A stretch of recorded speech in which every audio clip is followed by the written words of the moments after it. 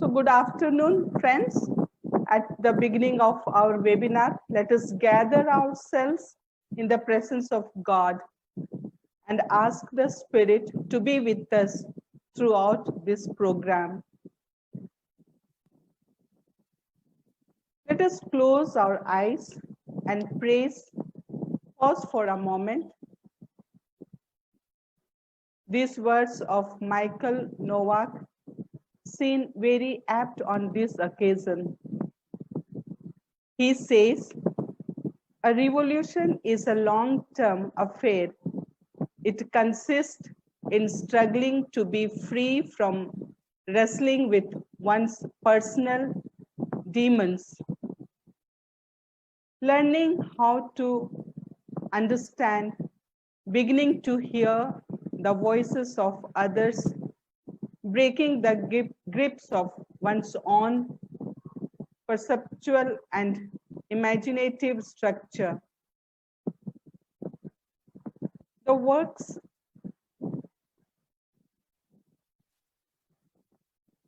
grabby in conception endless now as we come together to listen, reflect, and discuss on the gross human rights violations in our country and our needed responses.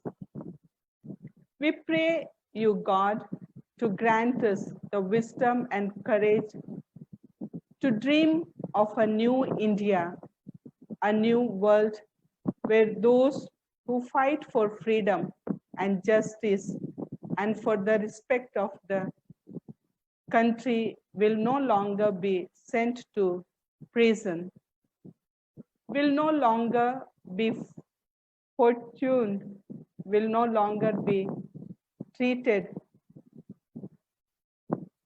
will no longer be threatened, will no longer be shot on the streets of our nation, but will be rewarded with honor and with the presence of justice. We make this prayer through Jesus Christ, our leader and brother. Amen.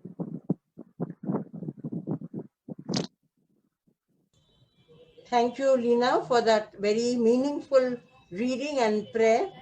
You have set the tone for today's meeting. I now welcome Sister Manju, the National Secretary of the Forum, to welcome us all for this gathering. Sister Manju. Good afternoon, friends. It is nice to see so many of us for this Zoom meeting with the topic, our response as religious to gross human rights violations in the country today. It is going to be a very enlightening session. So welcome each one of you for this meeting together. Happy to see many old friends, some new friends. Welcome to each one of you. Thank you, Manju, for that words of welcome and for setting the tone of a very important meeting today. Today, we have very well-known activists who are speaking and acting for justice. Our call as citizens of this great country, and more so as religious, is to act justly, love tenderly, and to walk humbly with our God. May this meeting give us insights to live our prophetic call in a radical manner. Let us listen to the great presentations that we are going to have now. We have four speakers on today's meeting, and each of them have come from a deep experience of being engaged with people. Each person will have 15 to 20 minutes of their presentation. May I request all of us to jot down points that we may need for clarification, remarks, or questions at the end of all the presentations. Our first speaker today is Sister Lizzie Joseph, Sisters of Charity from Hyderabad, a social activist on concerns of child rights, women's workers, migrant concerns. She is the founder of the domestic workers movement in Andhra and Telangana, and working on labor rights and social protection for the unorganized labor. She is also the part of the National Platform for Domestic Workers, Working People's Charter of Demands, and Migrants and Forum in Asia. She has been a member of the forum from its very early days and has received a few acknowledgements for her work among people, especially among domestic workers, both at the state and national level. And I want to say that Sister Lizzie had a surgery recently, maybe 2 weeks ago, and she's so generous to be with us. So warm welcome, Lizzie. Looking forward to your presentation. The floor is yours. Thank you, Dorothy, for that welcome. Just returned from the hospital, so I'm just making myself present. So thank you for this opportunity of organizing this meeting. I hope I am audible. Yes? Yes. Are you able to hear me? We can hear you, yes. Yes. Okay. So today I thought last time itself, Manju had given me an opportunity to speak, but I was a bit late. So I thought we should also discuss on the issues and concerns of domestic workers. As the world is dipped with COVID and the situations are bad for many workers, many situations, I wanted to present in front of all the concerns of domestic workers. For the last almost from March onwards, domestic workers who have worked in the houses of people had a lot of problems, and it had been a great concern. A few surveys have been done, and we have seen that almost 60 to 70% of the domestic workers are affected by COVID because of the COVID situation. Either they have lost their employment or they could not go back to work, they have been removed from the work, etc.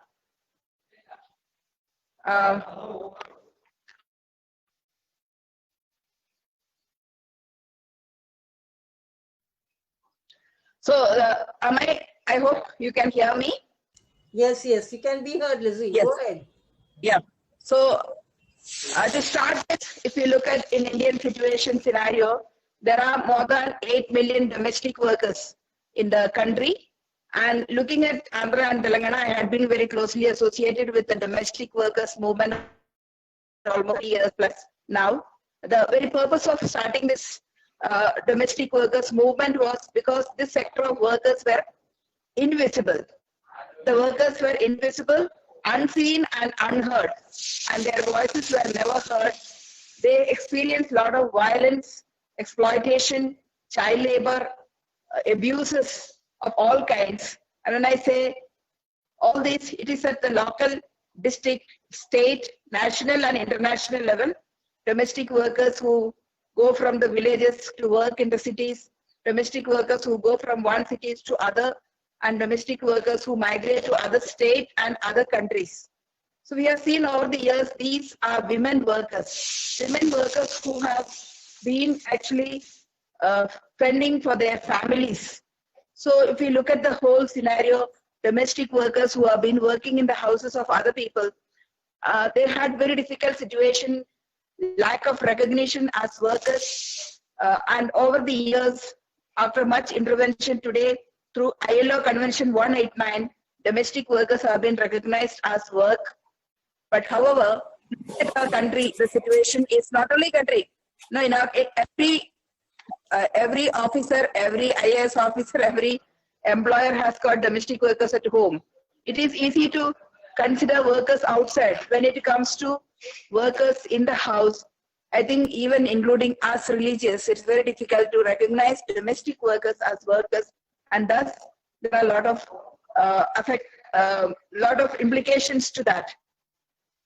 there were millions of children who were working, millions of young girls who were working, and number of girls who have left their home, Jharkhand, Bihar, Orissa, West Bengal. They have traveled long, far and wide. And also from Andhra Pradesh and other states, we have women workers who have gone to the other countries. Who are these women? They come from the SC, ST, minority, BC background, most of them. And it is because they did not have land, they did not have education, they did not have skills, they did not have other opportunities, they have entered into domestic work. And coming into the work, their works not being recognized, there was only pittance of wages paid. Workers were given old clothes, etc. We know that. And over the years, today, domestic workers have begun to organize, and I myself have begun to organize them here. And today, there are many other organizations. At the national level, we have created a national platform for domestic workers. So over the years, we have begun with the ILO convention. We have represented to the ILO as well as to the country, to the government, to the parliament, that domestic workers are workers like any other workers. So they need to be given recognition. They need to be paid just wages. They need to experience labor rights like any other workers. So that was our concern. And in most of the states now, we have domestic workers union. So domestic workers who were unseen, unheard, and unrecognized have over the years become today a community. They have organized themselves into unions, registered, but that was not enough. On one side, we have worked with the domestic workers to form their own unions, to find solidarity, to find recognition, to find representation. On the other side, we have also worked with media and others closely. But our concern today is the government promise that the 96% of the unorganized labor who did not find labor rights and social protection would be included in the labor codes. But however, we have seen that there is no labor code which includes the labor code does not include domestic workers or the unorganized labor. But whatever rights even the other workers have experienced have been removed. So that is a major concern that we need to all of us work together. So the code on wage, the labor code on social security, health, and industrial dispute. The three wage code has already been passed in the month of August last year, and now the other codes would be taken up during this parliamentary session. So we have, on one side, have been number of times met the MLAs, MPs, chief ministers. Representations have gone to the chief minister, prime minister, to the number of postcards, etc. But government has failed to give that recognition and justice, and as well as to the labor rights of domestic workers. And on 24th, the national platform has planned a nationwide protest. The main agenda is, after many interventions, we have prepared a bill on domestic workers, and we are asking for comprehensive legislation for the domestic workers. Comprehensive legislation, because domestic work is not like other works. It has its own specificity. So it has its own features. It has its own situations, and it is work within the four walls of a home. There are situations of abuses, exploitation, and mostly women workers. So there is specific category. This is a specific category, and we need to recognize. So on the other side, we have the ILO convention, which the government of India supported but failed to ratify the convention. And as a result, there is no law to protect. Many of the states have been able to bring in domestic work under Minimum Wages Act. There was the welfare board, even Supreme Court order is there, wherein every state was expected to register domestic workers. But however, the political will have failed them. And then, of course, the Protection of Women Against Sexual Harassment Act, through much intervention, we have been able to include them. And also the Unorganized Workers Social Security Act. These laws have been included. However, the present situation is that in spite of all this, domestic workers does not find place in the labor code. So as a result, I consider that we as church personnel, we all employ domestic workers. So it is a concern that who are these women? Why are they working? Because they have no other choices. Domestic work is not less than any other work, but at the same time, who is entering into work is a concern. If you look at Andhra, there are lots of women, Dalit Christian women who are migrating to the Middle East for domestic work, and millions of them have brought lot of foreign exchange to the country. And not only that, so many of their lives have been lost. So many of them, about 30% of the women domestic workers are women-headed household.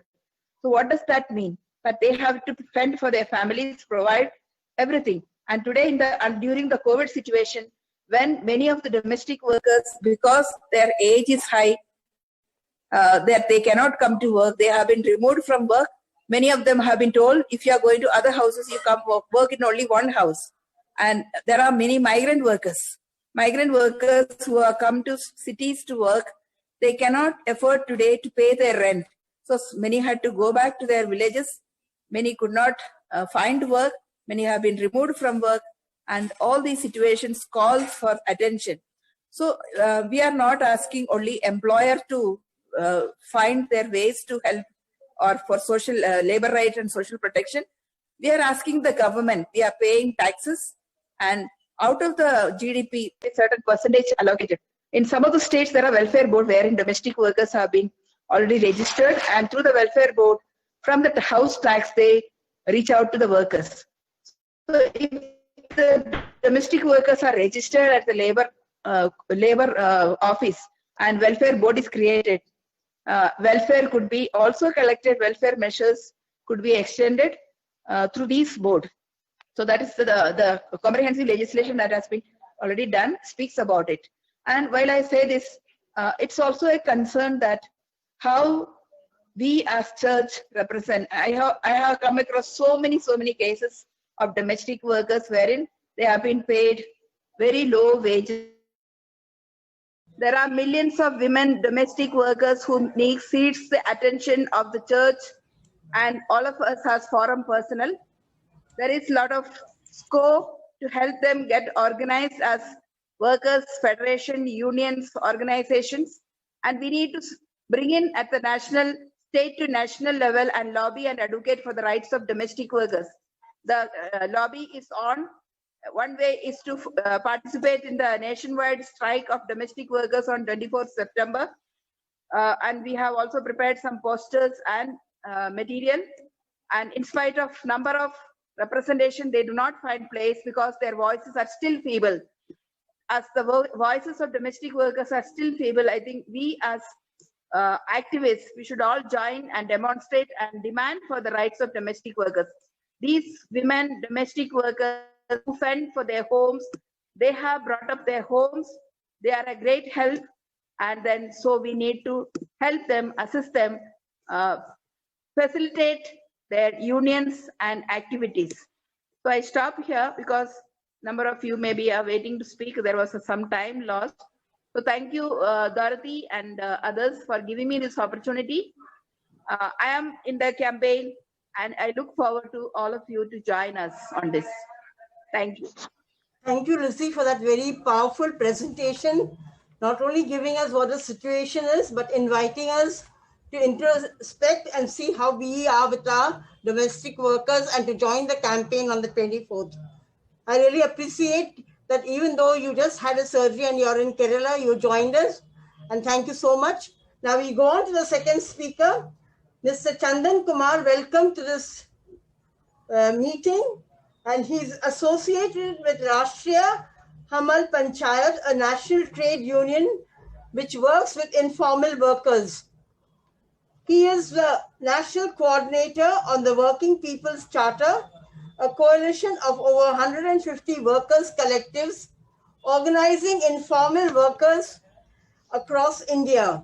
He is a member of the National Minimum Wage Advisory Board and NHRC core group on bonded labor. He has spent part of numerous labor policy formulation, such as construction workers, bonded labor, migrant workers, domestic workers at state and central level.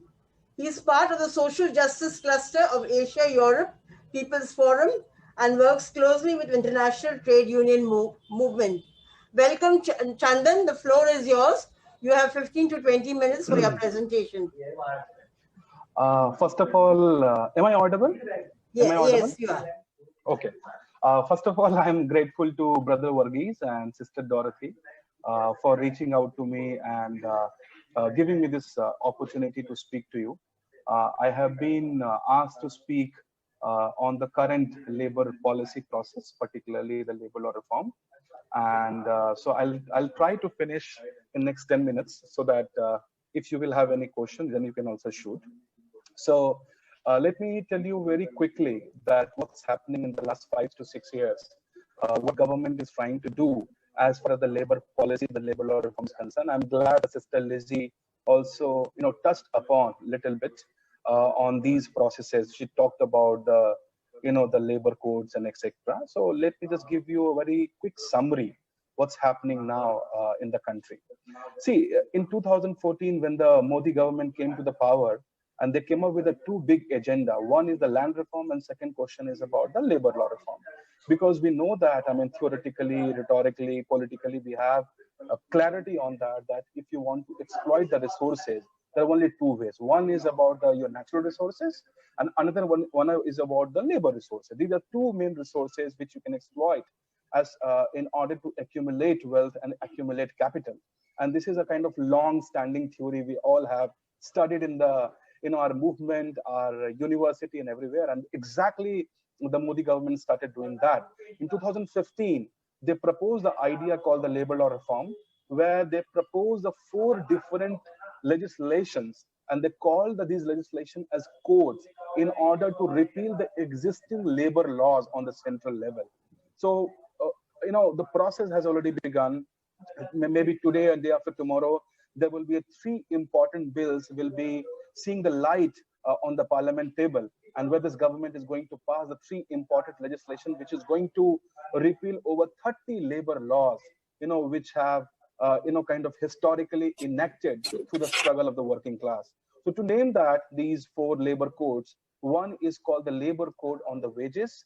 Second one is called the labor code on the social security. Third one is called labor code on industrial relations. And fourth code is called labor code on occupational health, safety, and the working conditions. So these 4 labor codes, code is just the name of the law, is all the legislation. And these 4 labor codes will be dealing with the different thematic areas in the labor market and then become the law. One bill has already become the law called the labor code on the wages, which have repealed the 4 important legislations, namely Payment of Wages Act, Minimum Wages Act, Bonus Act, and the Equal Remuneration Act. These 4 laws have already been repealed when the parliament enacted a brand new law called the Labor Code on Wages during the monsoon session, the last monsoon session in 2019. So now this whole debate has 2 different views, and of course the working class divided. We know the debate of the organized sector, unorganized sector. Sister Lizzie talked about in detail about the whole politics of the domestic workers. But there are 2 things I would like to emphasize. One debate is that all these laws, so-called laws, it is with us, but in the last 70 years or 80 years, we have the history of 92 years of these labor laws. The first law came, the first labor law, I would call that came into legislated in India is called the Trade Union Act in 1926. And if you go through the history, that the Royal Commission for Labor came, and then the British government brought in, and there was a huge upsurge across the country where the mill workers took the strike, and so many struggle resistance happened. And then the British government brought in the law in order to basically negotiate with the trade union movement and the working class movement. And the Trade Union Act came in 1926. And a lot of people even don't aware about that. And I'm sure most of you know that the Baba Saheb Ambedkar was the first person who supported this bill, because he really believed in the right to organize, right to associate is a key principle as far as the working class movement is concerned. So we have almost a history of 90. Sorry. Hello. Hello. Yeah, hello? Go ahead, Chandan. Yeah, sorry. Okay.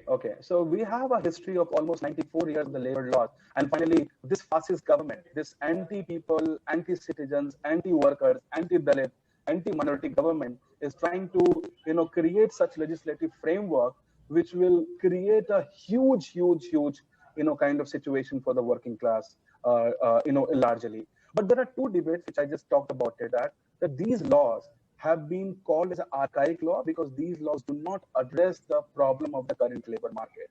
I give you a small example. The ESIC, one of the strongest law on social security, EPFO, one of the strongest law of the social security, they cannot address the labor market problem. What Sister Lizzie talked about that, like domestic workers, street vendors, the construction workers, daily wage workers, because these laws have a certain limit, like a threshold. So for the ESIC Act, you need at least 10 workers in establishment. For the EPFO, 20 workers in establishment. So a lot of these laws are not meant to address the informal economy, what we see in the labor market. And for the obvious reason, when these laws were enacted, that time we didn't have so-called the informal economy per se. What we are seeing the situation in only in the recent times. And therefore, there have been a huge demand, like a Brother Varghese, all of us have been together in demanding this, that how these reforms we needed for sure. We need these reforms, but these reforms meant to address the current crisis. These reforms mean to basically address the demand of the informal workers, what they're demanding today, not mean to basically remove or kind of weaken the laws meant for the organized sector workers. We always hope that these laws, these reforms will happen in order to expand the threshold or expand the kind of premise of the law, which can provide the economic, political, and social security to these informal sector workers. But it is happening absolutely in the opposite side. These laws not only addressing the problem what we are asking. In fact, these laws, these reforms are basically kind of doing away the basic statutory framework being enjoyed by the organized sector workers. So these are very, very dangerous reform per se. So having said that, I think the second debate, which I would like to emphasize, we as a working class also divided. For example, most of us are asking about the separate legislation, like a domestic workers will ask that we need a separate law. Tomorrow, construction workers already has a separate law. Tomorrow, the informal transport workers will say we need a separate law. I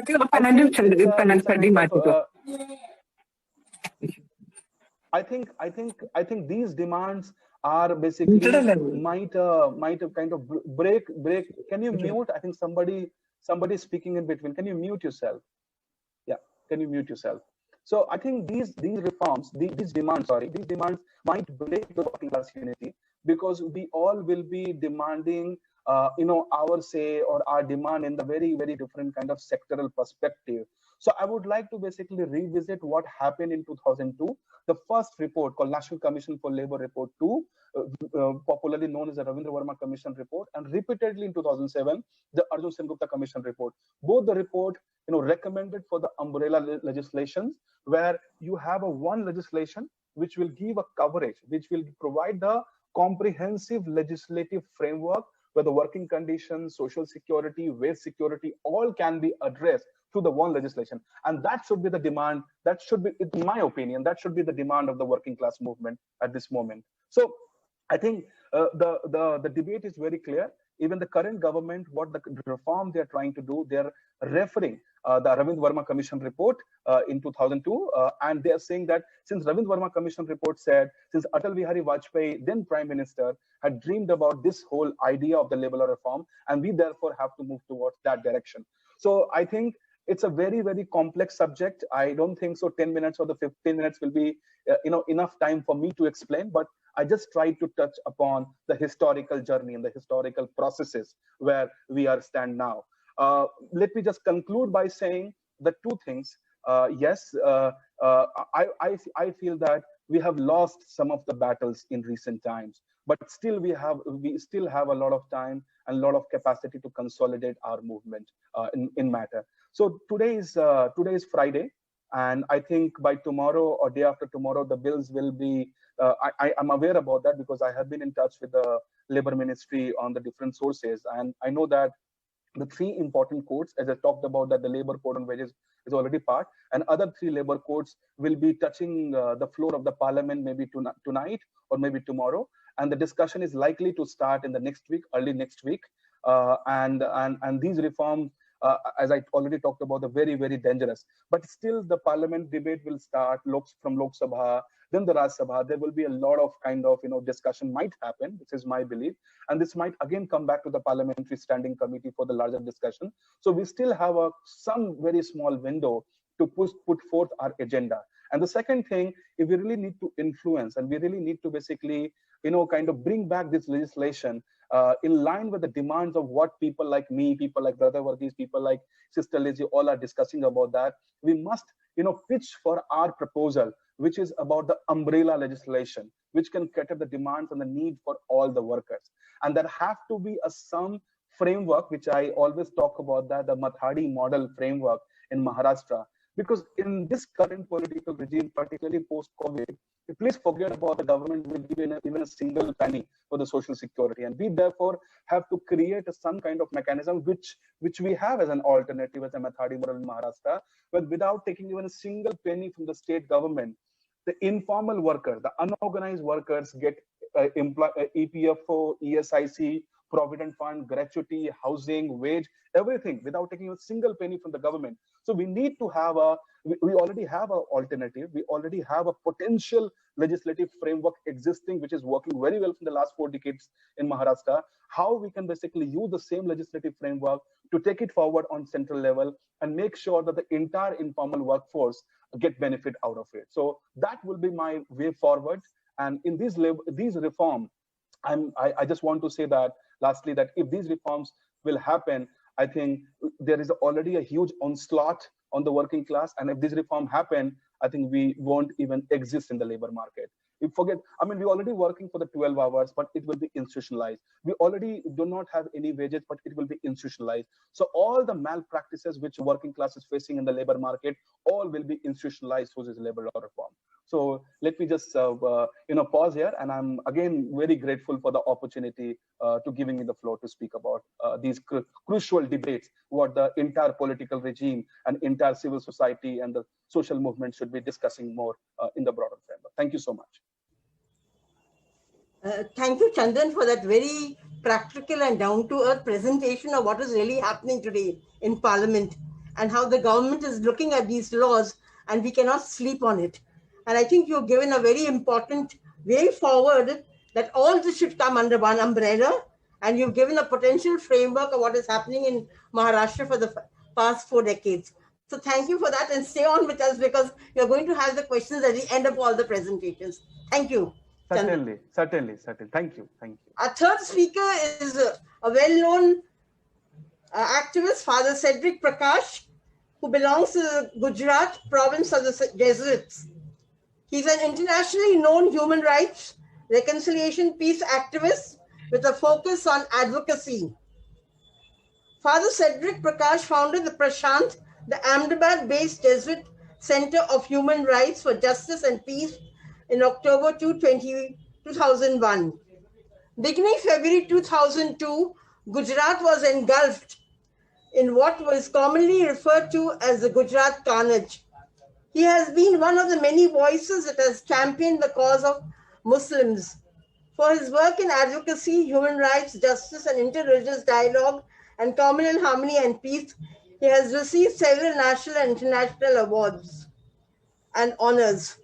He also served in Beirut and Lebanon during the regional office of the Jesuit Refugee Service. So over to you, Father Cedric Prakash, and a warm welcome. Good. Thank you, Dorothy. Am I audible? Yes, you're audible. Yes, you are. Yeah. Okay. Varghese, you can enlarge my screen, please. Thank you. It's good to be here. Thanks to Varghese, Dorothy, Manju, and all the others of the Forum of Religions for Justice and Peace for organizing this webinar on a very, very important subject, a response as religious to gross human rights violations in the country today. Human rights violation. how poor people are suffering. Yes. Hello. Yes.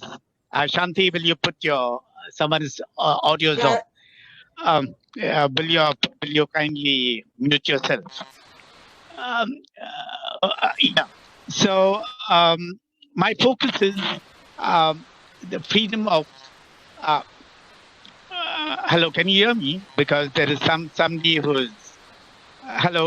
Requesting everyone to mute your mics. We can hear so that you. it can be heard. Yeah. We can hear Okay. Okay, you can hear me. That's good because there is somebody coming, keeping their mic open, unmuted. Mine is on Article 19 and Article 25 of the Constitution of India, the freedom of speech and expression, and freedom of conscience to preach, practice, and propagate one's religion. I'm going to literally situate my 15-20 minutes in 5 F's, what I call the F factor, on facts, on freedom, on fears, on faith, and on fidelity. Faith in the context of religion. And since this is a forum of religious, I know there are lay people, I know there are also some non-Christian presence, but please bear with me because I'm speaking from my heart and I'm speaking from religious. Sometimes maybe I'm just singing to the choir or preaching to the so-called converted, but I need to do it in order maybe to follow up on what Mr. Lizzie and Mr. Chandan have just said in terms of what is happening to the domestic workers, what is happening to labor. You cannot talk about human rights violations today, especially we as religious, if we are not going to look at certain facts. And that is important. What are the facts? Take the example of what happened, most of August, and very especially, it is still happening. The case of Prashant Bhushan. He did a couple of tweets on talking about corruption within certain judges of the Supreme Court. He showed us the Chief Justice of India sitting on Harley Davidson, belonging to an RSS or BJP guy there in Nagpur, and he was just questioning it. He's a well-known advocate. He's an activist. He's one of our colleagues. They have been a lot together working, and suddenly, the whole world, literally, of the establishment, not of ordinary people, not of civil society, pounce on him. He is pronounced guilty, and then he's given that 1 rupee fine. Many of you would have read my article. It's a symbol of a new India, of resistance, of resilience, of wanting to change what is happening. Look at what is happening to another colleague of Harsh Mandar. He's talking about prior to the Delhi riots on love, on fraternity. We have a speech, they have it recorded, and they file a false case against him. There is the Delhi police report that has just come on the riots in Delhi. They have not named the people who have been responsible for the violence, who have been indulging in hate speech, but in fact have named the likes of Umar Khalid, another friend of ours, okay, but 11 lakh pages of documentation. Yeah, here we have a government which is not able to give us the statistics on migrant workers or of unemployment in the country, but on one person, you can have 11 lakhs of pages. This is unthinkable in the history of jurisprudence in the world. What else? Suddenly you have someone who's there going to a church in one remote corner of India, and they're attacked by the goons belonging to the Sangh Parivar. You have even people like Yogendra Yadav and Sitaram Yechuri. These are some of the top academics, politicians who have been fairly transparent in their dealing, and suddenly you have the power of this current regime, the system that is attacking them, basically saying, you cannot speak like this. You cannot criticize the government. And then we have the notified media. Many of us are clapping hands. Ridiculous. I said it at another webinar. Some of you might have been present the other day. They were launching the Rafale jet, and there was someone who, some Christian, went and prayed and used. I'm saying you can pray for anything and for anyone, but this is a corrupt deal. Everybody knows. These are weapons to kill. And if we believe in Jesus, okay, Jesus does not bless systems or mechanisms that destroy human life. That will have to be clear. So the point is, some of us Christians and even religious have been clapping hands, and we have a very famous WhatsApp university that is going on, and we continue spreading all kinds of fake news. This is the reality. These are the facts. And I can go on. 15 and 20 minutes are just not enough only to deal with the facts of what is happening, where freedom of speech and expression, where freedom of conscience, where freedom to practice, speech, and propagate my religion is concerned. We all know that, and we all know what is happening in the country. We come to the second F, that is freedom. And we're talking about Article 19 and 25, which is there in the Constitution of India. And it's a great constitution. We have a preamble which speaks about justice, liberty, equality, and fraternity. And they're speaking about a pluralistic fabric in which we are able to live together, not merely tolerate one another, but maybe to complement each other's religious beliefs and respect. And this has been happening for ages, and none of us can ever deny it. But suddenly, divisiveness has crept in, discrimination has crept in.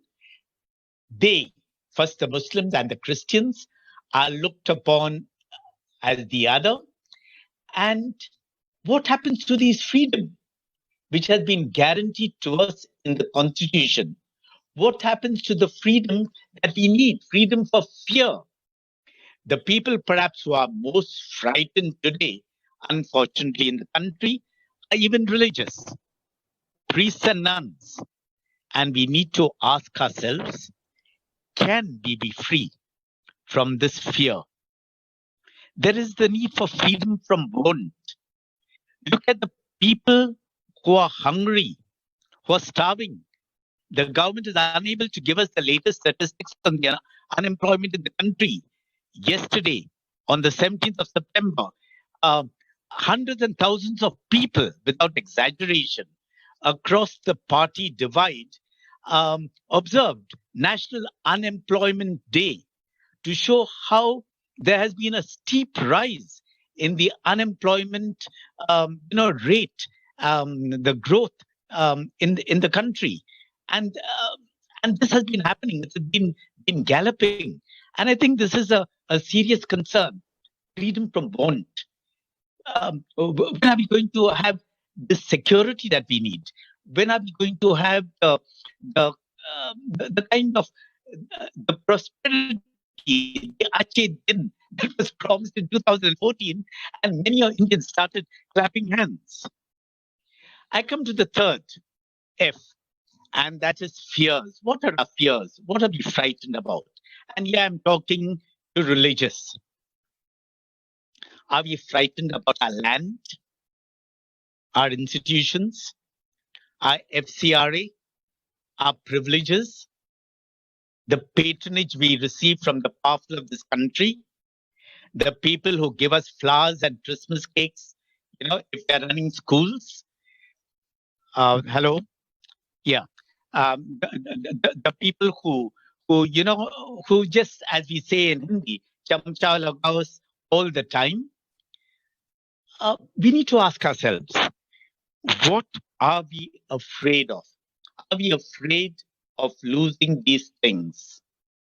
And then in the silence, maybe of our soul, when we do very serious questioning, when we ask, our establishment, we are religious in this group, mainly we belong to religious congregations. We ask our religious congregations, what is the vision? What is the charism of our congregation, of our founding mothers and fathers? What are we talking about? What have we got to lose? Today, any amount of people are dying all over the country because of this pandemic. Okay, and what are we protecting ourselves from? We are here today, gone tomorrow. We are not going to carry any of the privileges or the possessions or the power that we have in our world today. Nothing will go with us when we either cremated or go 6 feet down. I think we need to do some serious introspection, some serious questioning. What are we safeguarding? Where is our security? And then we come to the next step, that is faith. Jesus tells us, fear no one, very especially those who can harm your body, those who can take things away from you. He has condemned the Pharisees, the scribes, the Herods and Pilates of his time. And the point is, we are saying prayers. We are saying our daily office. We are singing the Magnificat as many of us as religious, day in and day out, without perhaps accepting that the Magnificat is a prayer of protest, is a prayer of change, of putting down the powerful from the thrones and exalting the lowly of heart. I think we need to be asking ourselves, what is faith? Are we there in the boat? Do we have faith in him? Or is our faith cosmetic? Is it shallow? I don't want to sound judgmental. Maybe I'm sounding. I am using the questions for myself. Am I willing to stick my neck out like a turtle, like a tortoise? When I stick my neck out, it's easy to get it chopped. But only then I will be able to progress. We need to be visible. We need to be vocal in what we are standing for.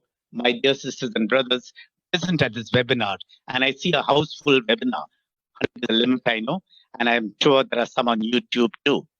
My final F is fidelity. It is different from faith. Faith, I use it in a very religious connotation. Faith, in terms of the faith justice mandate that we in the Society of Jesus have, in terms of our General Congregation 32, but faith is very, very clearly in terms of that visionary faith given to us by our Lord and Master Jesus. Fidelity is slightly different, and very often people use both as synonyms. I'm not using it as a synonym. I'm using it as something very different. Fidelity to our charism. We are religious sisters, and during this pandemic, many of us have gone out and helped the migrant workers, helped the sick at a lot of risk. But one thing is social work, which is good, which everyone is doing. Another thing is taking a stand for truth and justice. And that's where freedom of speech and expression counts. Everybody claps hands. And good religious and Christians do a lot of social work. But when the likes of Helder Camara, for that matter, Oscar Romero, started looking at the system and questioning the system. Why are people dying? Why? Here in Ahmedabad, we have any amount of people dying of COVID-19, even today. We don't have the basic infrastructure in our civil hospitals to cater for the sick, to cater to those who need the ICU. There is a connection between the ruling regime and those who are manufacturing the ventilators. The important thing is what is going to. It is not about we caring for them. We must care for them. I say this in no uncertain terms. But can we look at systems which are endemic, where the poor people have no access, maybe to a system. We have a lot of private hospitals who first want your money, and they will not even release a corpse, unless you have paid all your dues of 5 to 7 lakhs. So our fidelity is to the reality, to the signs of the times. What is happening? What have our founders done? We have had very charismatic founders, very visionary founders who walked the talk. Over the years, we have become very institutionalized and we have got into our comfort zones. Freedom of speech and expression, freedom to preach, practice, and propagate our religion, freedom of conscience, my dear sisters and brothers, is to be visible and to be vocal, to stand up for truth and justice, to be articulate. The rot that is happening in our country today. And maybe it's not easy. We will lose a lot. Our own brothers and sisters from our own congregations, our own communities will reject us. Didn't they say long ago, isn't he the carpenter's son? What good can come out of Nazareth? Okay, physician, heal yourself. We forget all that. We need a fidelity to the Constitution. We need a fidelity to the future of the country. We need, above all, a fidelity to the people. Which people? We in the Society of Jesus have given ourselves 4 important universal apostolic preferences. And now there is so much happening regarding the environment. This regime, in nexus with the corporate sector, is destroying the environment. From the Aravalli Range begins in Gujarat, the Western Ghats, in the northeast of India, the environment is being destroyed. We are clapping our hands, even us as Jesuits, and say, yes, we need to grow trees. We need to have solar alternative energy. That is good. We need to reduce. We need to not use plastic. But now to see they are celebrating this year is about much more, is to be able to address, like what Greta Thunberg is doing in Sweden and other parts of the world. And today is a Friday. Fridays for our future. Friday first is the whole international campaign. How visible and vocal are we against those who are destroying the environment, whether it's the government, whether the corporate sector who might be patronizing our institutions? I think that is a question we need to ask ourselves. Freedom of speech and expression, freedom of conscience, freedom to preach, practice, and propagate my religion, which is in Article 19 and 25 of our Constitution and Article 18 and 25 of the Universal Declaration of Human Rights, comes at a price. Are we willing to pay the price? Are we willing, as religious gathered here at this webinar, our communities, our congregations, are we willing to play a prophetic role? Are we willing to get out of our comfort zones? The question is not mine to answer, my dear sisters and brothers. It's for each one of us, not merely to answer, but to live it. Until that time, let us pray with Tagore into that heaven of freedom, my Father, let my country awake. Thank you very much for giving me this privilege and opportunity to speak to you all.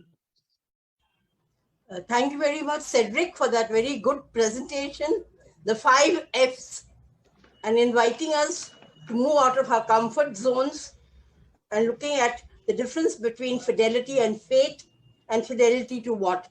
Thank you very much. I now call upon our last speaker.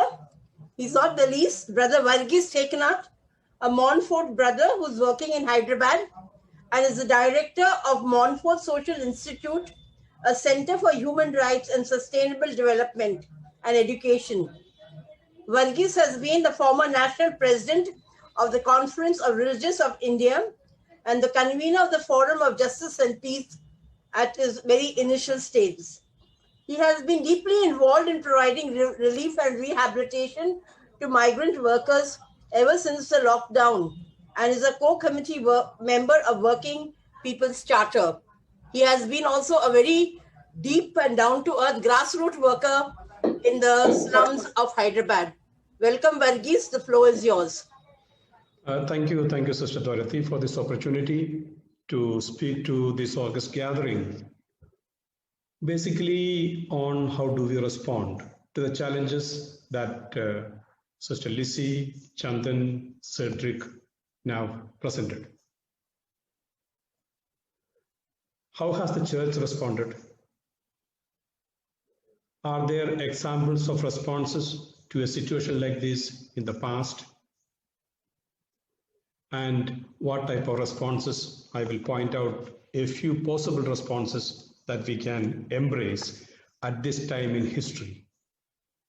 As the speakers have pointed out, the context in which we are living today is extremely volatile. A very historic moment that we are living through, where on the one hand, we have the havoc caused by COVID-19, and on the other, grave violations of human rights. Social, economic, and cultural on the one hand, civil and political on the other. How do we respond? As Father Agostino Zambini, a member of Vatican's COVID-19 Commission, pointed out recently, there is a need for a radical response to a radical crisis. The COVID-19 emergency is pushing the world to a different scenario altogether, he said. This will change the world in a manner that we may not recognize it anymore. As Pope Francis has said, we will necessarily emerge different. In fact, if we don't emerge different, we will disappear. And we have to decide if the future that we enter into is for better or for worse. How we respond to this tiny virus today will be an exemplar of how we will respond to viruses that are bigger. The harm that we have done, viruses such as the harm that we have done to the earth, our common home, viruses such as poverty, inequality, and rampant violations of human rights, as Father Cedric so succinctly pointed out. The pandemic, as we have today, is not anything new in history. In fact, they have determined the destiny of nations, cultures, and peoples. They have altered boundaries of nations, cultures, and peoples. They have caused the rise and fall of kings and of peoples of power, depending on how society responded to the onslaught that pandemic was responded to at every juncture in history. In this context, I think it is pertinent to ask ourselves, ask the church, ask the 1,25,000 religious women and men in India today, how have we responded since the 25th of March when the lockdown was announced? I have identified at least 4 strands of responses that we have seen in the church, particularly among religious. I think the most prominent response of the church has been a total withdrawal. A total withdrawal from the pandemic, a total withdrawal from society and its challenges itself, into the safety of religious houses, living in selfish peace, I would call, observing their religious practices, unconcerned with the situation of people on the streets. This was particularly visible in the first few months of the pandemic. A second type of response that I have observed is to adopt a very aggressive stance towards the pandemic, the people afflicted by it, the migrant workers, and many of the victims who were caught in this aggressive pandemic, pandemic that they were caught into. This was particularly particular, see, especially people saying this is the result of sin, of the result, this is something that we deserved. This was particularly heard from the many preachers who emerged during this time of the pandemic, online preachers often. There were others who took to paying lip service to the victims of the pandemic, voicing what should be done while not lifting a finger to help them. Or at the most, they took to praying for the victims and others living in fear. They took to praying for heroic people in the field of medicine, in the field of the activists who are out in the field. They took to perhaps praying for them. This time, we also such people, there was a multiplication of online masses, novenas, prayers, preaching. In fact, this is something that became so prominent during this period, often paying lip services and praying, but not really helping people who were out in the field, supporting them, feeding them, and taking a stand, as Father Cedric rightly said. There was also a fourth category of people who took a very calculated risk. And I'm talking of this both in terms of protecting social, economic, and cultural rights of people, and taking a stand on civil and political rights of people. They took a stand to reach out to people. There are many who provided them food, shelter, medical care, psychological and spiritual support. There are others who put their freedom at risk by taking a stand on institutions of constitutional and political importance. And Father Cedric pointed out some of these heroes of our time. But we didn't find, I am afraid, many in the church taking on this political stand that is so much necessary at this point of time. And at the same time, these remain few when compared to the vast majority who I think fall in the first three categories.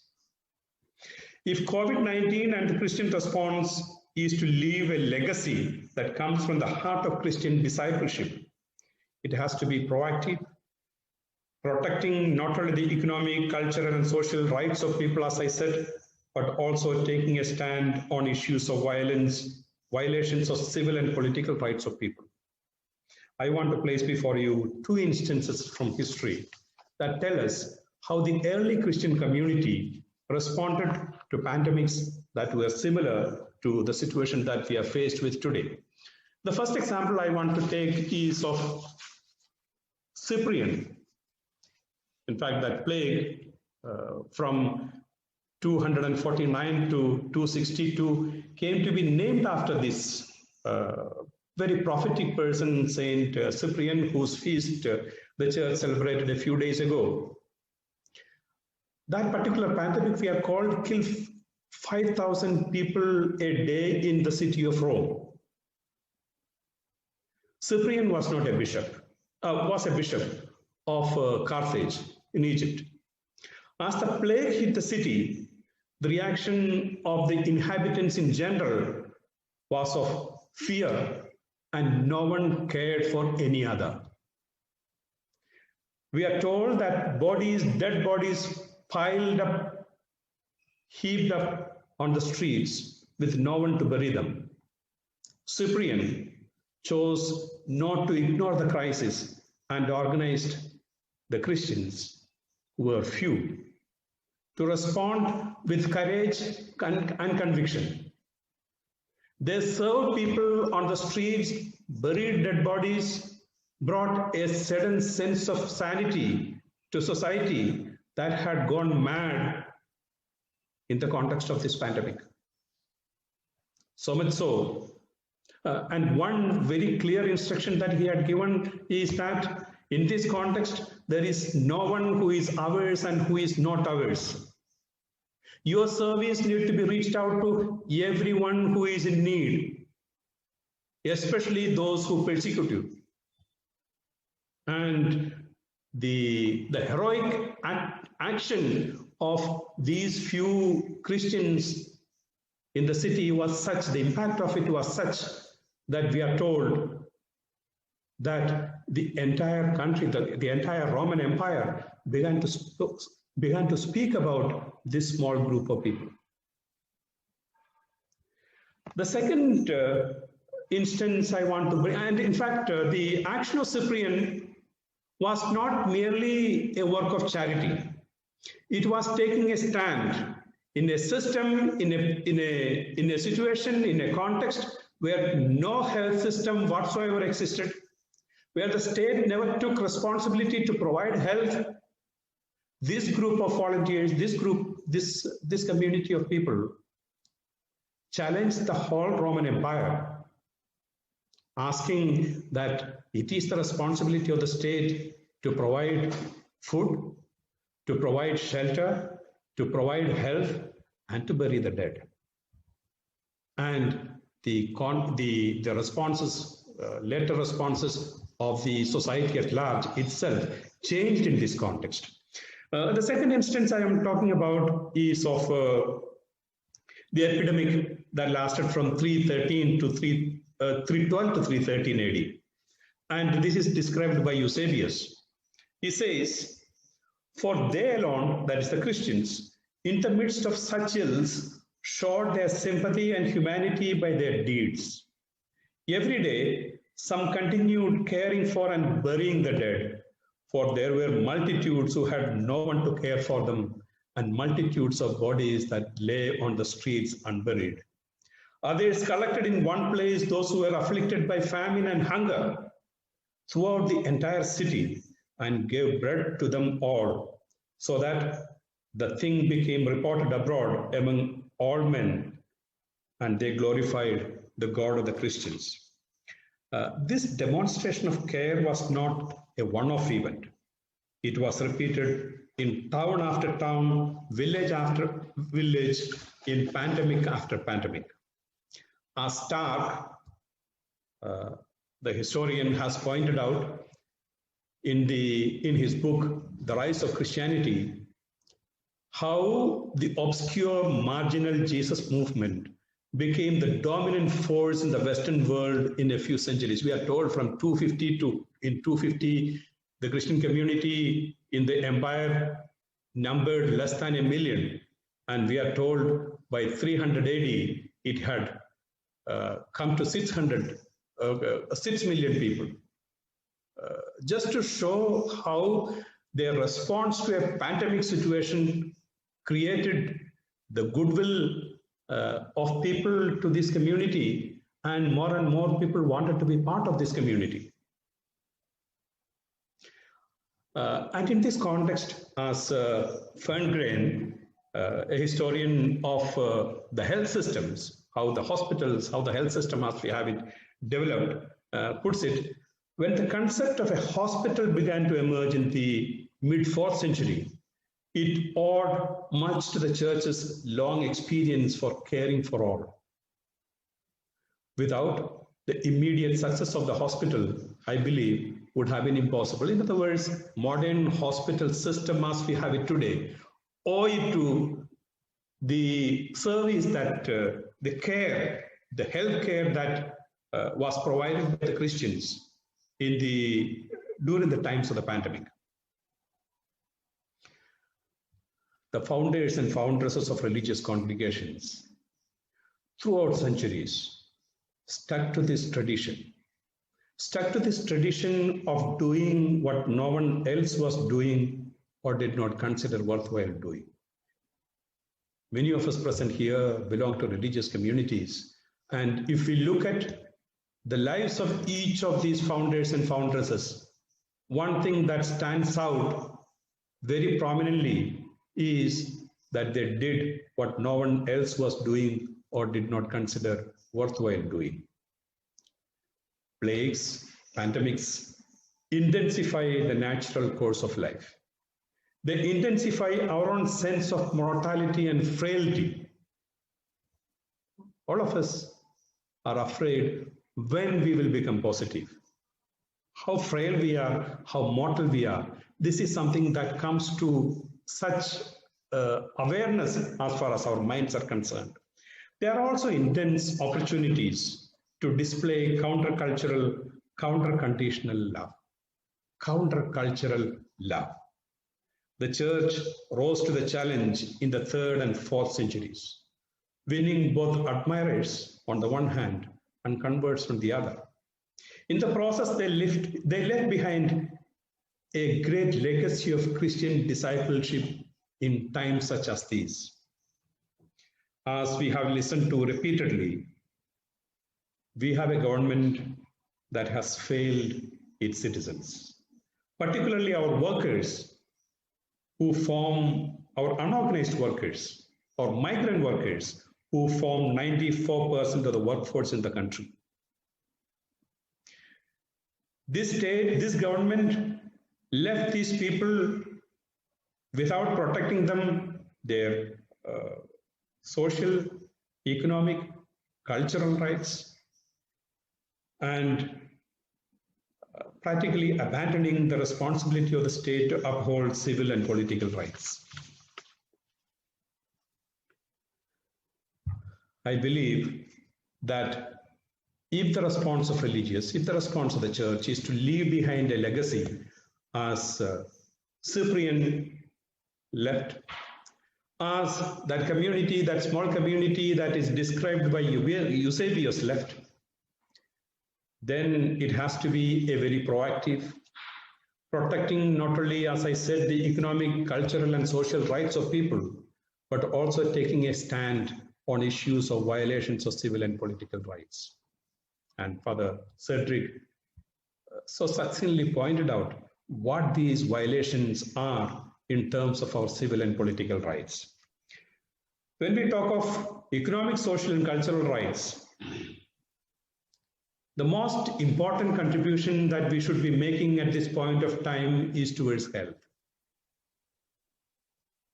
Recently, a Chai note said that there are around 3,500 health institutions in the country who are members of Chai. And out of this, only 72 hospitals are actively involved in taking care of patients who are COVID positive. And often many of these institutions had to be pushed into it. Where does the First Christian Community stand? The community of Cyprian stand? And where do our health workers stand today? Our hospitals stand today? This, I think, is a very important challenge. We don't know when the COVID will end, but this is a time when we need, more and more of us need to come into the field to protect, to provide health facilities, opening up our places to provide health facilities to people. Education is another major challenge in which the church is so greatly involved. We have been hearing on and off of the digital divide that exists. Now, can we bridge that digital divide that exists in the country today? For instance, one simple thing that we have started doing here is creating a digital bank of collecting mobile phones, laptops, which can be given to people who have no access to it. What is the intervention that we can creatively do in this field? A third is migrant workers that fled to their villages are returning. Now, how will we give them, and where will they, the biggest challenge is where will they stay? Accommodation, food, healthcare, to the large number of migrant workers who are returning to the cities and to the towns to find work. And work itself has become, we know, thousands and thousands of people who have lost their work. If only we have about 20,000 religious communities in India. If only we are able to, each of the religious communities is able to provide work, a small loan, a small grant to 5 to 10 people around their own institutions, we will be supporting 2 lakhs, 3 lakhs, 4 lakh people. In other words, we need to help people to find opportunities to restart their work, or especially domestic workers that Sister Lizzie was talking about. Hundreds and hundreds of domestic workers have lost work. How do we help them to get back to work? This is a major response that we need to attend to. We have huge infrastructures that are available, often lying vacant. In fact, I've seen people, slum after slum in Hyderabad, where there are positive cases in a family and they have no place to go to. They are home quarantined, and these positive cases and the rest of the members of the family has to confine themselves to the 1 or 2 rooms that they have.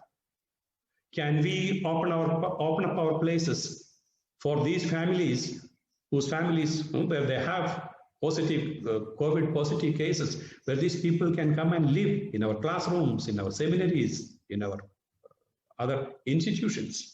This is a major challenge I think we have. When we talk of civil and political rights, as Father Cedric has already pointed out, we need to protect the pluralism of this country. We have to take a stand loud and clear, both individually and collectively, to say that we will not tolerate any deviance from the pluralism that this country has always protected and has been the very nature of this country, and the Constitution guarantees to us. We need to use RTI, we need to use the law, we need to use the courts, we need to use PILs, we need to write letters, we need to join groups that take a stand actively, proactively. We have to join events to express solidarity. We need to become, in fact, this morning we went to meet a couple of ministers regarding the issues of the Christian community in Telangana. And I was meeting G. Vinod Kumar, a former MP and the Vice Chairperson of the Planning Commission of Telangana. And when I told him the type of attacks that are happening, he said, your community is so apolitical, he said. You people need to become more politically conscious and you need to take a stand, he said. You are citizens and you need to assert your citizenship. If a violation happens to your right, go and make a complaint, register. We are a people so careless in protecting our own rights and protecting the rights of others. The whole question is, will we become political? Will we become proactive? Will we become people who stand out and say, no, this is not, we will not tolerate this? And in that context, more and more people will be arrested. As of now, there are 15 people who are arrested. One of my friends, one of the very early supporters of our housing rights movement, Varavar Rao, is in jail. You know, the others who are in jail. Arrests are going to happen. There will be hundreds and hundreds of people in this country in the coming days and months who will be jailed, who will be, all sorts of cases will be posted against them. The question is whether will we be among them? Will the 1,25,000 religious women and men in India be among the people who will stand up and say, we will not tolerate this, arrest us?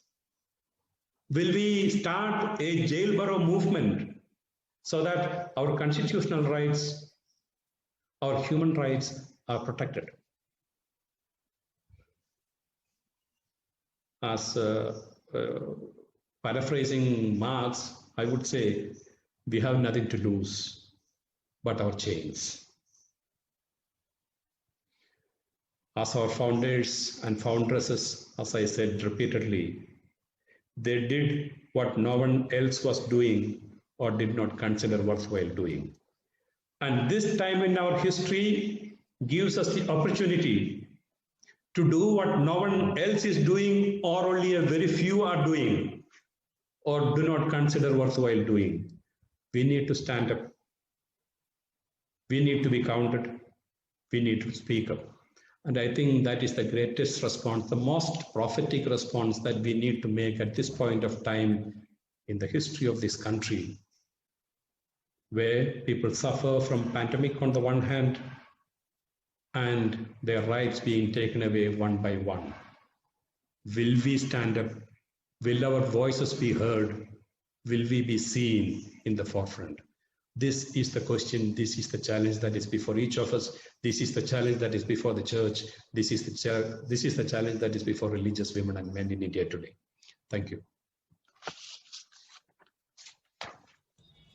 Thank you very much, Brother Varghese, for this very powerful presentation, going down through history and saying this is not the only pandemic and how people responded, and calling us now, the 125 lakh religious across the country, to open our doors, open our hearts, and be prepared to take a stand.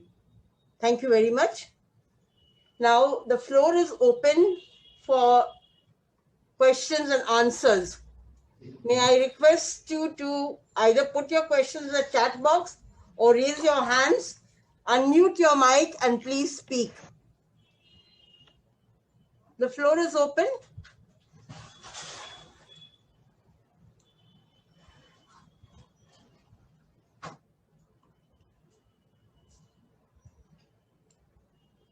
Hello? Yes, good evening, sister. Yes, please go ahead, sister. I'm very thankful to all the four speakers who spoke very well. And the last speaker, Brother Varghese, put us really and in a very challenging situations where each one of us has to reflect individually.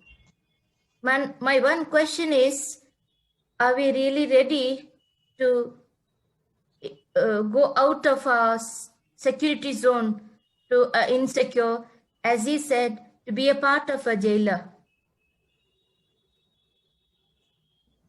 Okay. Thank you, sister. It was Sister Mary Sheila, I think. Were you the one speaking? Yes, ma'am. Yes, sister. Any more questions in that area that Varghese or Cedric or any of the others, Chandan or Lizzie, can answer?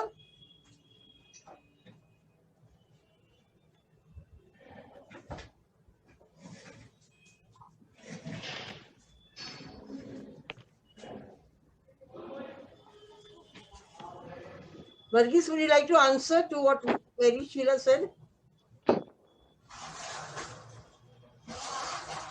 Yeah, I think basically she was raising a question.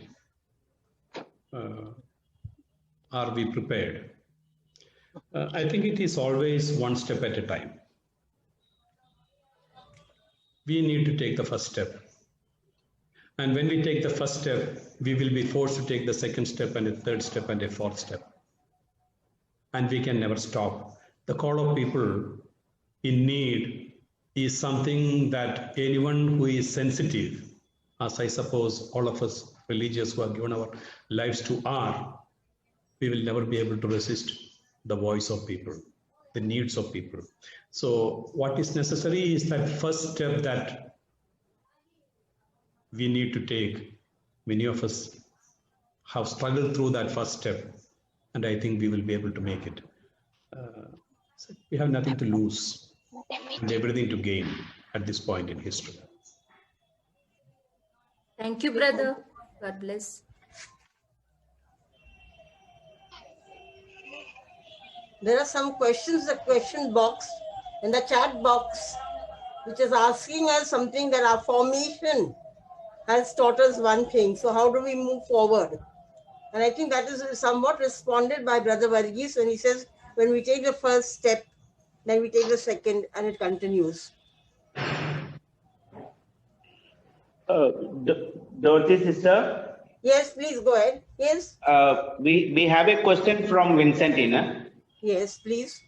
She says that, sister, can you please, the question is for Sister Lizzie. Okay. She says, sister, can you please share with us the alternative way the domestic workers can engage themselves during this COVID-19 as they have lost their jobs, which will support their families? Sister Lizzie, are you there? Sister Lizzie?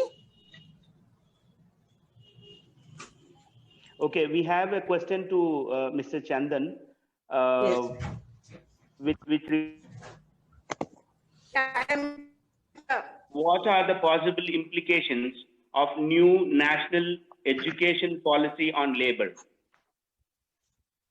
I repeat the question. What are possible implications of new national education policy on labor? Chandan? Mrs. Chandan, are you there?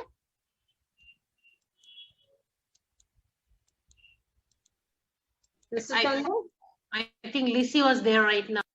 Okay, Lizzie, can you respond?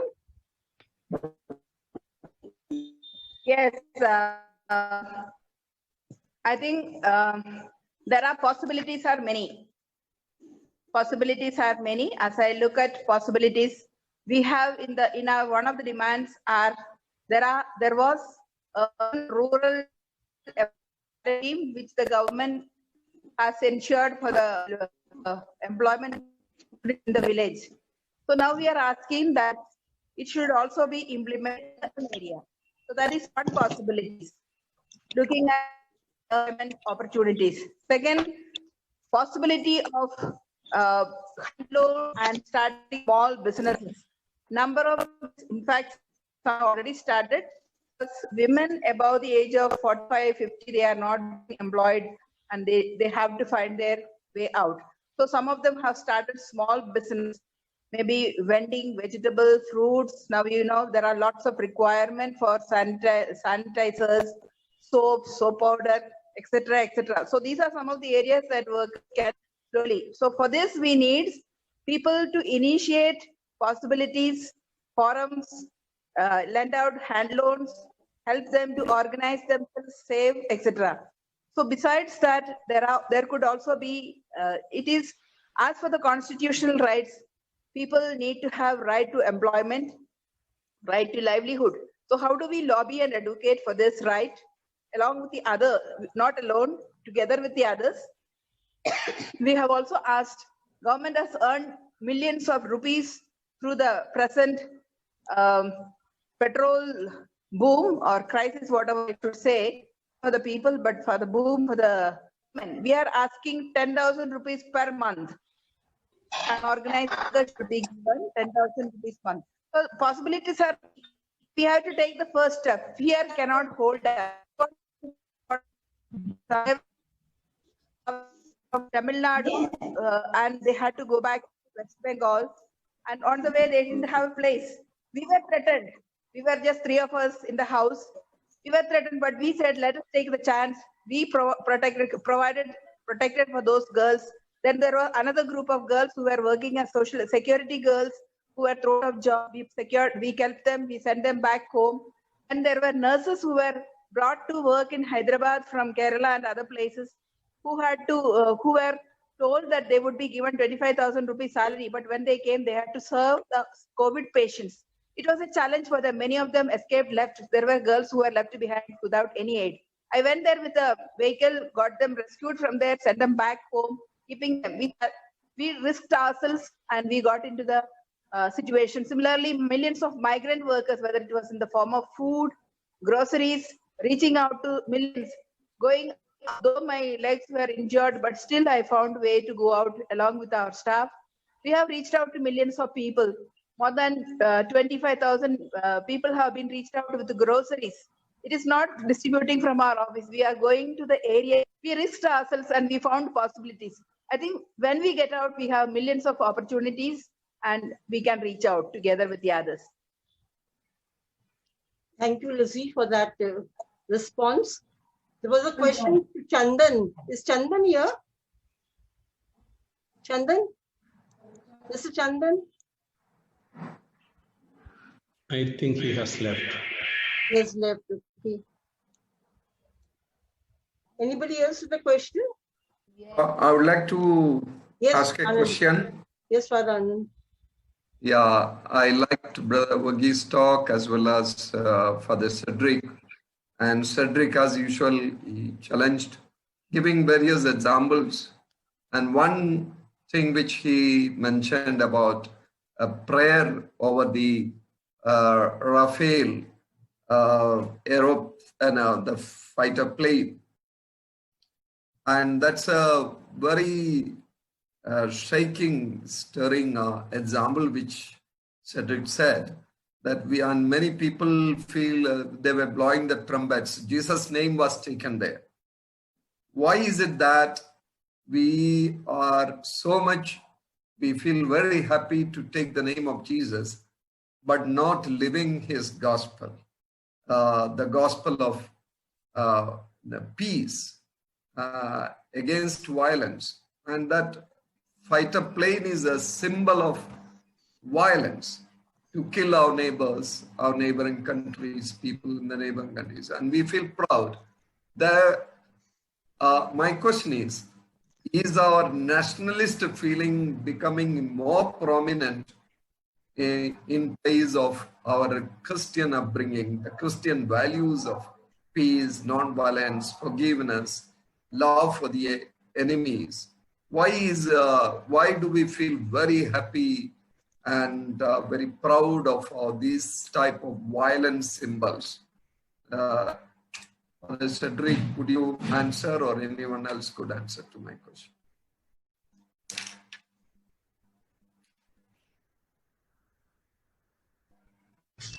Cedric, Yeah, I'm here, but I didn't quite get what Matthew was trying to drive at. Matthew, can you repeat just the key point of your question? Anand. You took the example of the Rafale fighter plane. So very well said. What I'm saying is that we Christians feel very happy about a priest being there and taking the name of Jesus, or prayer being said, but we are not aware of the negativity, the violence that the fighter plane is standing for. So why are not basically filled with the gospel of Jesus? We speak against violence, and we feel more happy about the name of Jesus being taken there. That is the problem. And somebody said in the chat box about formation. Okay, we are taught to say prayers. We're taught to say the Magnificat. We are not able to internalize what is happening. It's good to take the name of Jesus anywhere and everywhere, but do we know, first of all, what a Rafale jet is being used for? It's being used to kill. For what? Don't tell me it's used to protect. These very same people will talk about abortion and so on, but they will not talk about the death penalty. They will not talk about the arms and ammunition industry. So we are living in a world of hypocrisy. We are allowing people to die. We are allowing our migrant workers to die.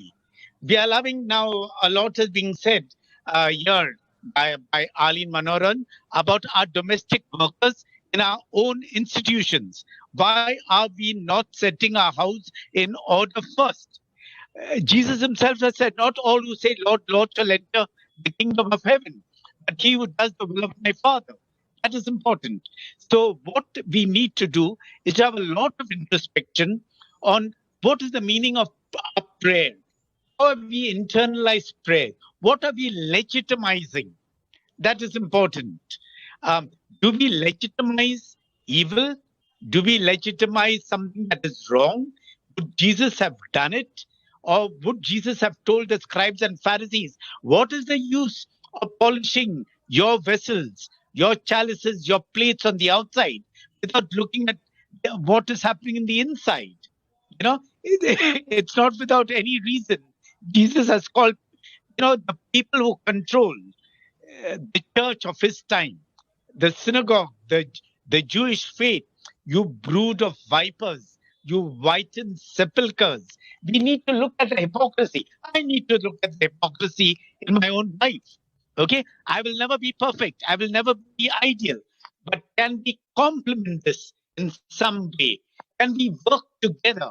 Pope Francis is coming out with a new encyclical on the 3rd of October. He's going to sign it. And many of our good feminists, but now it has been explained very clearly by the Vatican when he says tutto fratelli, it doesn't mean only brothers, it doesn't mean male, but it's addressed to all women and men and goodwill. Can we find common linkages? Can we work together? Can we see what is endemic and systemically wrong in our society today? And already this encyclical is going to play waves. It's addressing all men and women of goodwill, which I think is going to be very, very important. But until Anand Matthew, we internalize our prayers. Unless we create ownership of what is happening, we are not going to change either ourselves, our congregations, our church, what is systemic and endemic within us. Yes. Can I? Thank you Sujita. for the response.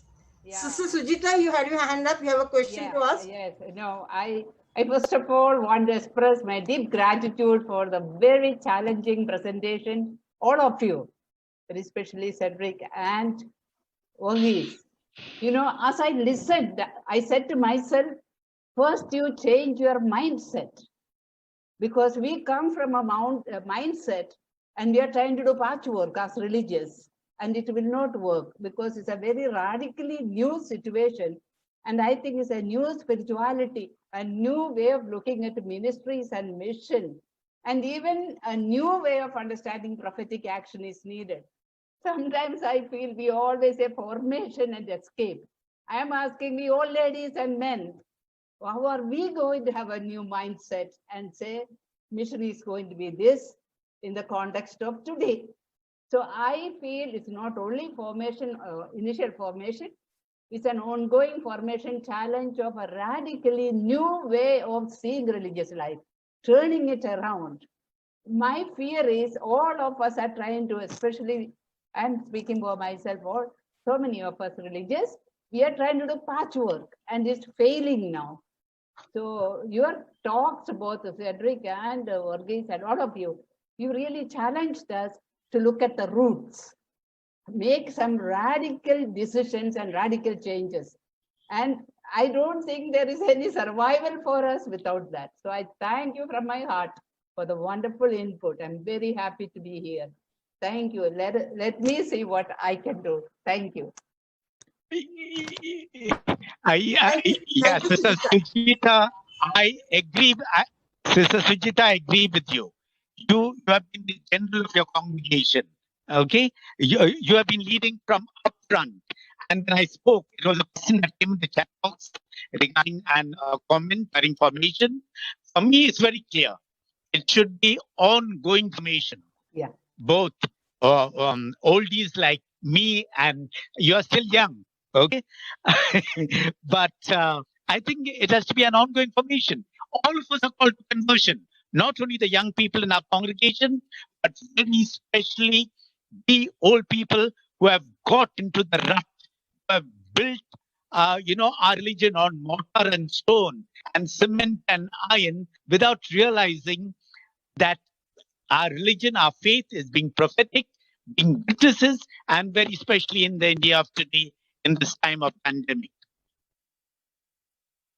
I think thank you, Sujita, for that very important reflection that you made. Yes, one is to curse our formation that we received, especially the initial formation. But I think one, of course, is we need to radically reform our formation at every stage, beginning with the initial. And this is something I think we have heard, especially those who have been superiors have heard this repeatedly, and nothing really changes. One thing that is important, I think, for us, whether we are gray-haired or young people who are in this group, we need to expose ourselves. We need to be with people who have taken a stand and learn the hard way. Unfortunately, we are too secure, and that is not going to create a future for the church, create a future for religious life. If we want to create a future for religious life, we may be 100 and 100 only, but this 100 should make a huge difference. I remember many years ago when we had invited Medha Patkar to address a CRI General Assembly in Cochin. I told her these major superiors, of almost 700 of them, represent about 1,25,000. Somebody has questioned what is the number. This is a number we got. We don't know how many religions in India are. Many years ago, when I was the president, we took a survey, and then we approximately found it is 1,25,000. I don't know if it has been updated, but we are certainly over a 1 lakh women and men. And when I told her that we represent these women and men sitting here, major superiors represent 1 lakh and odd committed people who have no families, who have nothing to say that is their own. She said, I don't need 1 lakh people. I need 100 of you. I need 100 of you. And she said, if 100 of us can get together, join together, we can change the face of India. And this was in 2006. I think we must find, at this moment, there are 76 people who are on this. Of these 75 people, if 50 of us can take a stand, become a collective, join forces and say, we will not let this be what it is, but we will make this country different. We will take a stand. I think that can, I think, inspire all the rest of the religious. And we will have more and more people coming in. We need to collect, we need to put our voices together, those who are willing to take a stand.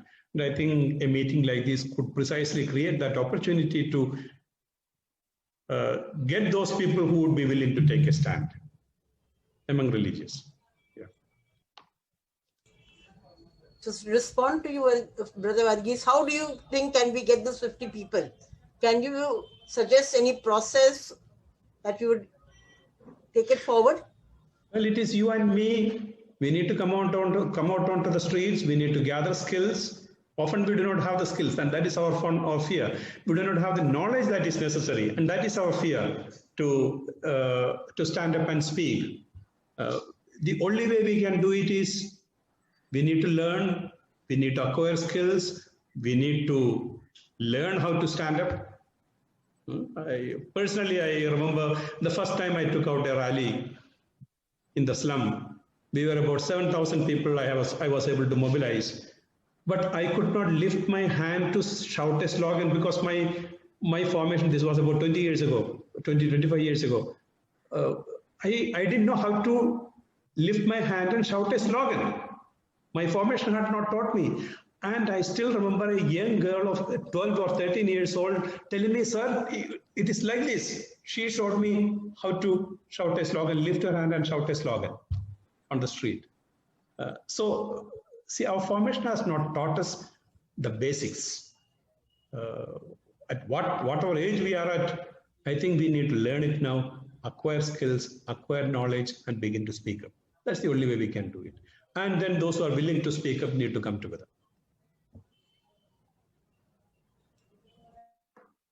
Thank you, Brother Varghese, for that. Any questions? Last question. Can we have a last question or a comment or a remark? Yes, can I speak? Yeah, please, Lisa. Yes, please. Yeah, I've been listening to Varghese and Cedric and Sujita and all of those who are interested or feel in some way called to be some kind of a prophetic voice in our country today. And when Varghese mentioned that Medha Patkar said, well, I need only 100 or 50. And I'm thinking that as institutions, we are not going to there are too many institutional constraints for institutions or even a big body like the CRI or CBCI to actually take stands like this. So it's just coming to my mind that since we have this forum, can the forum take some steps? And I'm sure there'll be 40 or 50 or 60 of us that can join hands together as individuals, even though we may represent different congregations, and in some way be some kind of a voice for in our present situation in the country, that where government is denying basic human rights almost on a daily basis. Almost every day you see somebody else who has been arrested on false charges and the UAPA flung on them. And you say, where are we as church? I'm asking that question almost every day. And yet I don't feel as an individual that I can raise voice, but one person is not enough. So I'm just wondering, this is just a question to the forum. Would they take a stand? And I would very willingly join with them. And I'm sure there'll be many others, because you need some kind of a group response. There's a strength in a group rather than in an individual. Thank you. Thank you, Lisa, for those words of wisdom and for showing us the way forward. Maybe we'll take it up seriously as a forum to lead the way. Thank you so much. Anybody would like to respond to what Sister Lisa has said?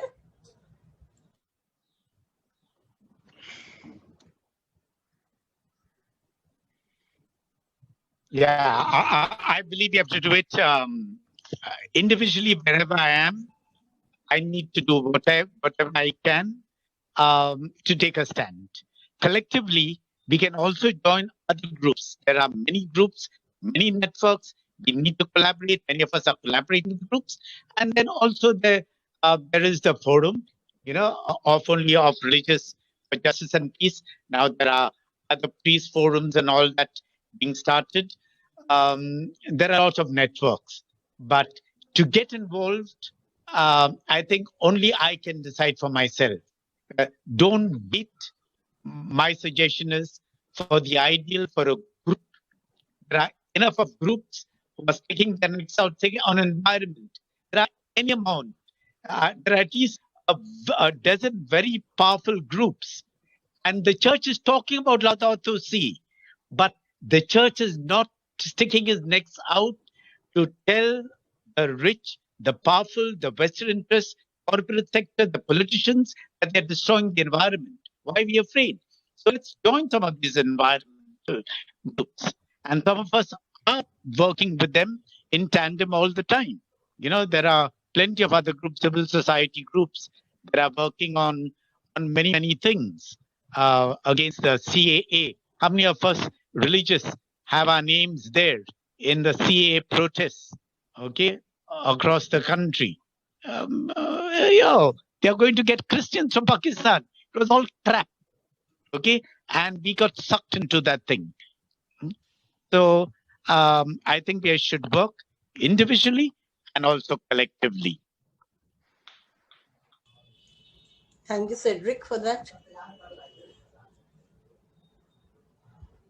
We're nearly coming to the close of this. If there is nobody urgently wanting to talk, may I call upon Father Anand, to the treasurer of the forum, to Dorothy. Yeah, Annie. Yes, sister. I am inspired by this. All the four speakers, inspiring and inputs that they have given us. They have really shaken our religious strong faith that we have on sitting inside the house. I also feel like to move out and go on ahead to work. But as a church, what are the concrete plan that we are taking up to work to move with these domestic workers or the migrants? I want to, from any of the speakers, can give me some ideas. What are the concrete steps that we can take?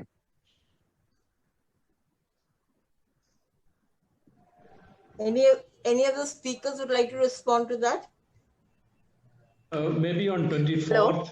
Sister Lissy has called, Sister Lissy informed us on 24th, we are going to have a national protest day organized by domestic workers, all the domestic workers unions in all the states. Can each of us take up a protest in your own locality with placards, with some domestic workers? In other words, we need to take small steps. And then bigger things, we get to know better, bigger things to do. Yeah, I'm just saying, okay, what's the first step? 24th, let us stand up and say, domestic workers are workers like any other workers. They have all the rights. So yes, I'm just giving one example of what we can do. Thank you, Brother Varghese. So Stanley, I hope you got your response now. Well, Yes, no, I am not satisfied with. Okay, but we don't have more time to go into this. Anybody else wanting to They are speak? welcome. See, Yeah, Lizzie. Experience comes when we get involved, and we see we get challenged, then we get involved. So, who are interested to start, our organizations are always open. They can come and have a live-in experience, go with, and then start their own. So that is one possibility. Another is what just to find what are the nearby in the state, within the district, within the locality struggles on. There are a number of organizations which are initiating, whether it is in the Jharkhand, Orissa, Bihar, those areas, whether it is the cities, urban issues are there, demolitions are taking place, there are housing concerned, there are farmers concerned, there are workers issues, there are a number of issues and people have come together. Can we join them? Join them, discuss with them, and then maybe we can also voice our voices together with them, and then slowly develop from that. So I see that possibility is because unless we get involved, change things, we cannot involve. So experience is the best way God through getting involved. Thank you. Thank you, Mr. Lizzie, for that extending the work and inviting us to find small ways around our place. So now I invite, I'm sorry, we've already passed the time. I invite Father Anand, the treasurer of the forum, to give the vote of thanks. Father Anand. Yeah, thank you, Dorothy. I feel really happy that when we started, we were 100. And first of all, I would like to thank all the participants. And it's a big number. Of course, out of 125,000 people, if 100 people could come together, it's a good sign. And then I'd like to also thank Sister Leena for leading us into prayer, and Sister Lissy, Chandan Kumar, Cedric Prakash, and Varghese Thekanath, our resource persons who enlightened us on various topics. Lissy talking about on behalf of the 8 million domestic workers and the sufferings they have and the injustice they go through. And Chandan Kumar, of course, gave that historical development of the informal workers and their present day situation. And Cedric, of course, as usual, challenged us, shook us in our faith, to question our faith and fidelity. He helped us to go out of challenged us to go out of our comfort zones, to be visible, to be vocal, and to be part of the collective solidarity. Thank you, Varghese Thekanath, for challenging us to take a stand and to assert our citizenship. So we have to become political. Very well said. I'd like to thank Varghese for hosting this, and Dorothy, the moderator, thank you very much. You are also the co-host. I'd like to also thank Brother Simon Raj Pasala for being the co-host. Thanks to all people who intervened, who asked questions. So the best way to the last question of Annie, I would add this, say, already announced that 24th is the national protest of the domestic workers. But before that, just 2 days ahead, 21st September is the International Peace Day. So there's no peace without justice. So on that day, Can we organize in our own neighborhood a small meeting of people on peace and justice? That would be one way of joining the international community to raise our voice, to come out of our comfort zones. So thanks to all of you. Thank you, Dorothy, once again, and wish you all the best in our way, in our attempt to assert ourselves and to raise our voice and to be vocal and to be visible. Thank you. Thank you, Father Anand, for extending that vote of thanks. And thank you, friends, for being together this evening. As somebody has just put in there, it has been a passionate, challenging session and inviting us to be political in our ministry. So on that note, thank you to all, from Lizzie to from Kerala, speaking with her surgery. That shows her activism. So thank you very much. We conclude this session today. Thank you, friends.